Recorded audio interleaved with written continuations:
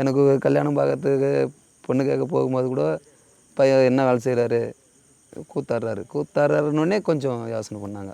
நாடகத்துறைக்கு போனால் வேறு வழியிலலாம் போயிடுவாங்க. அப்படிலாம் இல்லை, பையன் இப்போ நல்லா இருப்பான், அதெல்லாம் எந்த பிரச்சனையும் இல்லை அப்படின்னு சொல்லிட்டு இந்த நாடகத்துறைக்கு எனக்கு இதான் ஒரு சின்ன தடையாக இருந்ததெல்லாம். மற்றபடியெல்லாம் எனக்கு எந்த பிரச்சனையும் இல்லை. போனால் நாடகத்துறையில் சேர்ந்தால் நல்லபடியாக தான் நினச்சேன். நல்லா இருக்கேன். இந்த தொழில் நம்பி பழைக்கவும் நிச்சயமாக முடியாது.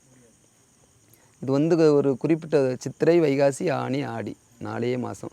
ஆவணியில் ஒரு 10 ராத்திரி 15 ராத்திரி 4 மாதம்தான் வருஷத்தில். இந்த 4 மாதம்தான் தொழில். அதன் பிறகு எல்லாம் வீட்டில் தான் விவசாய வேலையை பார்த்து தான் பழைக்க முடியும். ஒரு 800 900 ஒரு 4 நாடகம் நடத்தினா 900 அந்த அளவுக்கு கிடைக்கும். அதை வச்சு நாங்கள் அட்வான்ஸ் வாங்கியிருக்கோம்ல, அது ஒரு நாளைக்கு 500 கட்டிவிடுவோம். மீதி ஒரு நாளைக்கு 400 நிற்கும். 400 இப்போ தான் வேன், அதுக்கு முன்னே பஸ் ஃபேர் குறைஞ்சது 100. டிஃபன்லாம் இன்னும் வழியிலே டிஃபன் செலவுலாம் பார்த்துட்டு வரேன்னா 150.